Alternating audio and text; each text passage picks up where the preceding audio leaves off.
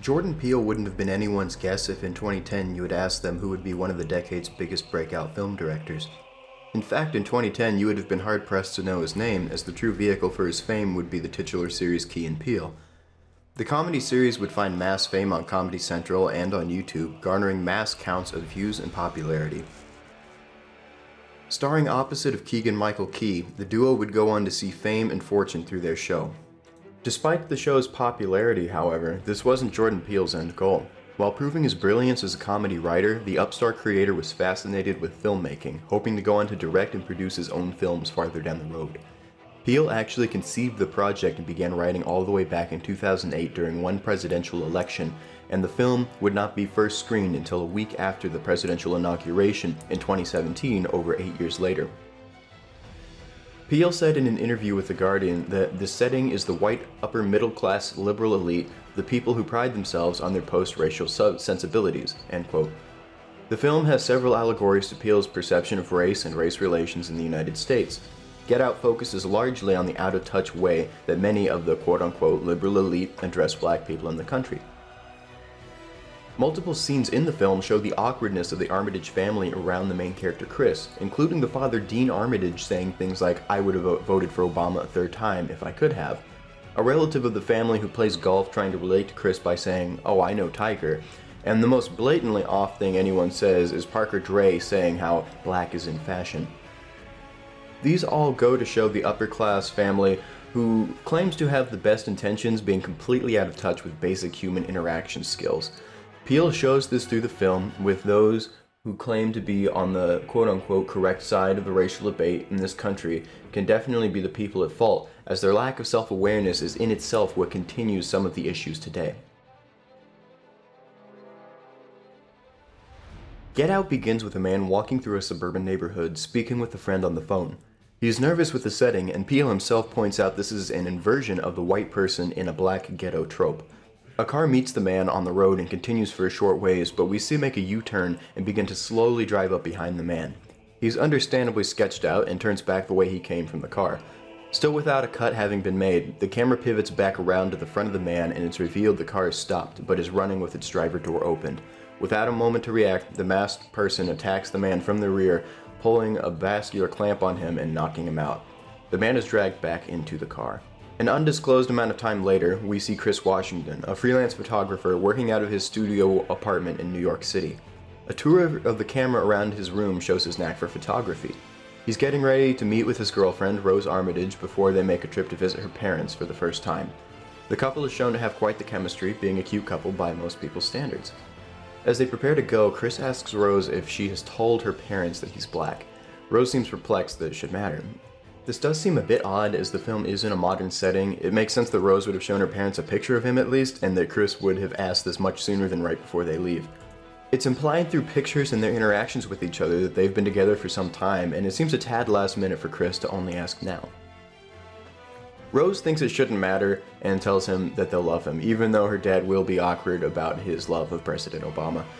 We see the couple driving through a forested section of New York. This is where we're introduced to Chris's short-lived bad habit of smoking, which Rose detests. When he takes out a cigarette, she takes it from him and throws it out her window. Shortly after this, they strike a deer at high speed. The passenger mirror is smashed and the deer careens off into the woods. The couple is shaken but unhurt.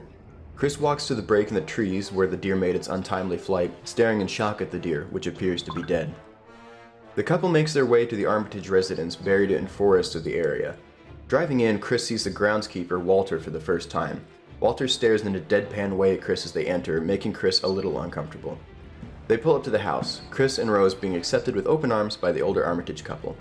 Missy Armitage is polite and well-spoken, and her husband Dean Armitage shows a tendency to try and joke a little too much, making a joke about them doing a favor by killing the deer and that they should keep it up and get rid of them all. The joke isn't delivered in a particularly creepy way, although it seems well-natured, it does come off as a bit odd.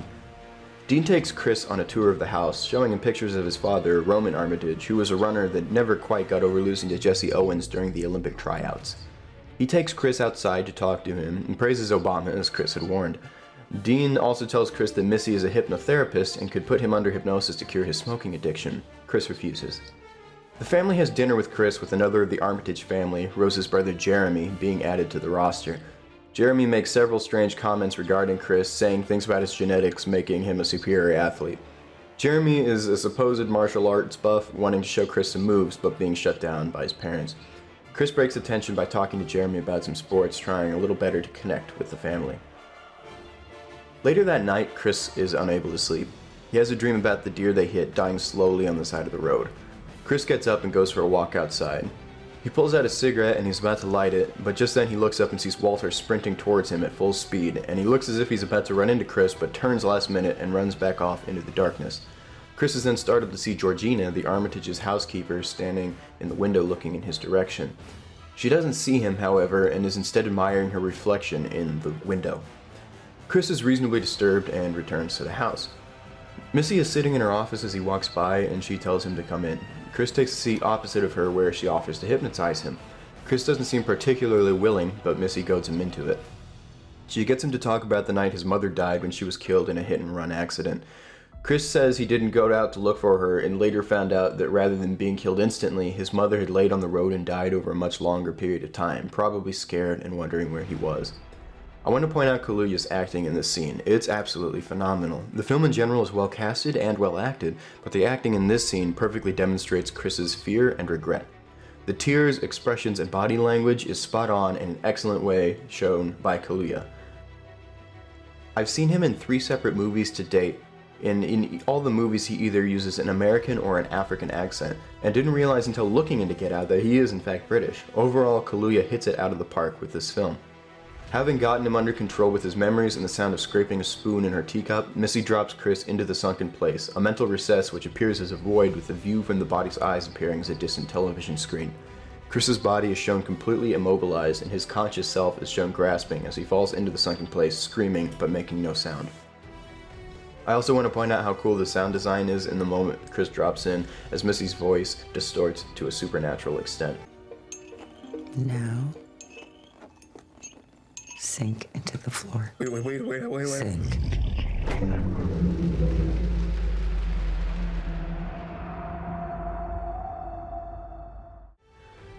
Chris starts as he wakes up back in his own bed. He brushes off the experience as a nightmare and gets ready for the day.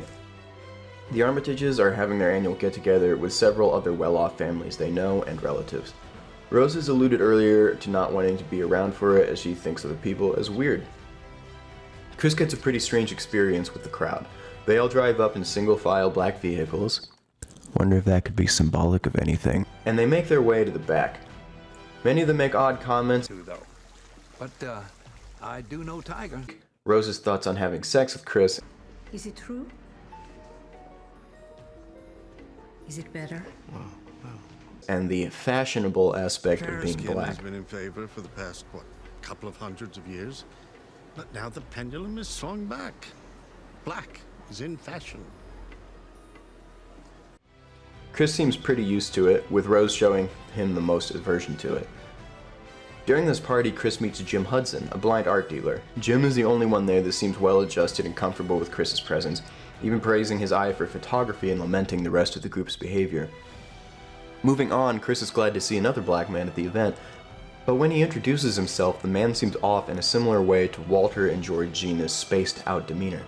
The man's name is Logan, but something about him seems off to Chris. Logan's attitude, combined with his wife being a much older white woman, prompts Chris to call his friend Rod, a TSA agent, and surmise this might be a man named Andre Hayworth, someone they both know who's gone missing several months earlier. Chris tries to covertly take a picture of Logan, but the flash for his phone is on and everyone at the party sees Chris take the picture. Logan is stunned and stares blankly, and his nose begins to bleed. He suddenly snaps, rushing Chris.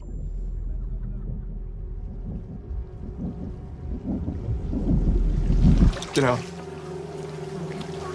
Sorry, man. Okay. Get out! Yo! Yo, chill, man. Get out! Chill, man!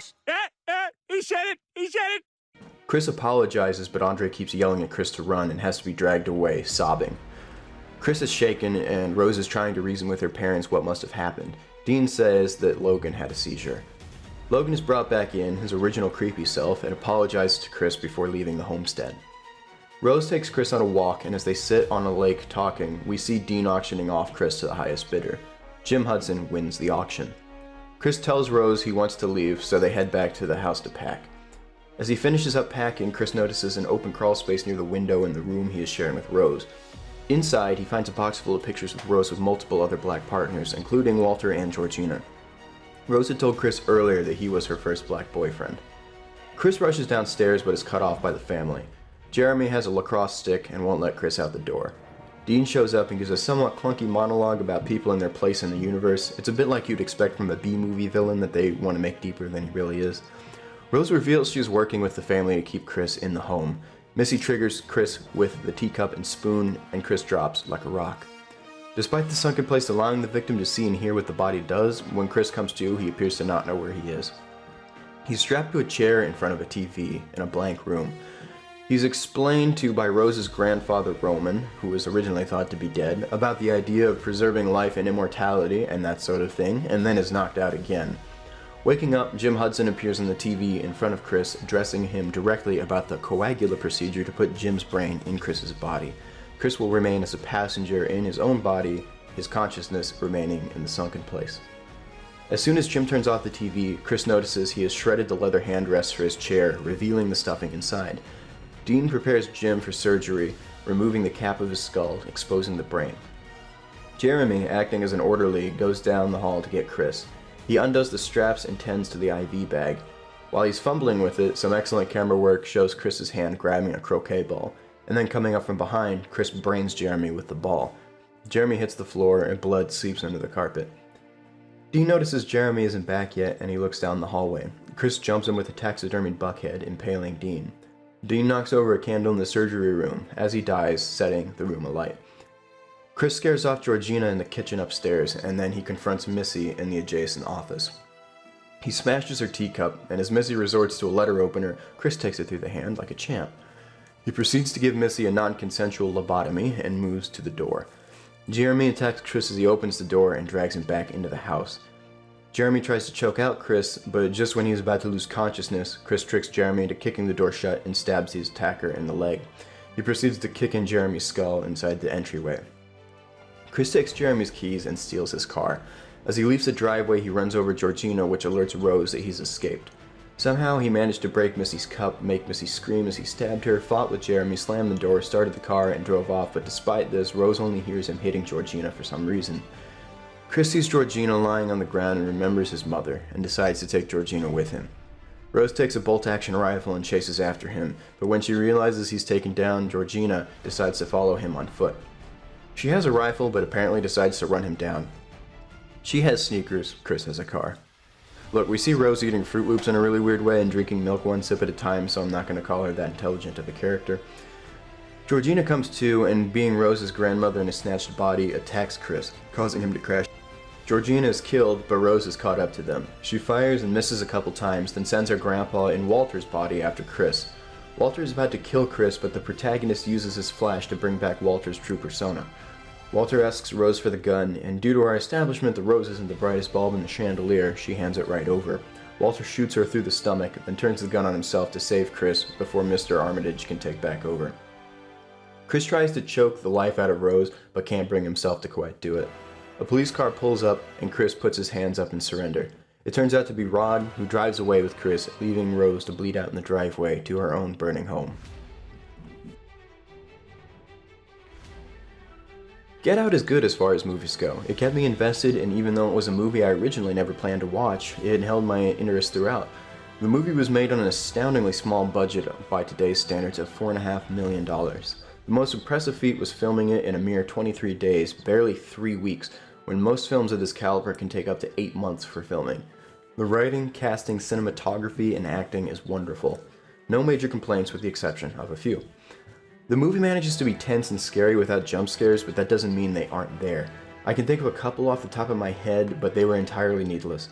Mostly, they only even count as jump scares because of the orchestral stabs, and they juxtapose poorly with the rest of the more atmospheric horror, which Peele is adept at. There are some flukes and odd choices made by the characters. If they were portrayed more realistically, it probably would have made the movie end prematurely, or at least they could have been done better. The scene where Chris walks up the stairs and the entire room falls silent and he goes out of view is off. Just because he's out of view of the camera doesn't mean he's out of earshot, he's still walking up the staircase. It's not like he would have missed the noisy room suddenly falling completely silent. And the most blaring of these off-kilter events is when Rod presents the evidence of the Armitages being kidnappers to the police, and he's laughed at.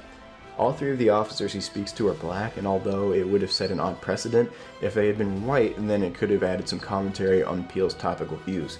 But in a realistic setting, the officers would have certainly looked into it. He shows them a picture of Andre Hayworth, who was shown to be the center of attention for many people looking for him during the movie's earlier Google search. Rod's story would of course sound absurd, but there doesn't seem to be any explanation for why the police wouldn't immediately go check up on Chris if Rod was concerned, and certainly would look into kidnapping victims turning up out of nowhere. Showing the police as apathetic to Chris's plight could be used to show Peele's perspective, but not looking into viable evidence that could solve a kidnapping defies the suspension of disbelief.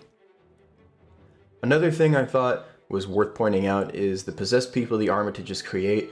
Many people who see it attribute the strange way they act to being white, while it seems like the procedure just isn't completely perfect. The only person we get to see talk and move before undergoing the operation is the grandfather, Roman, and he clearly acts differently as himself when compared to when he has possessed Walter.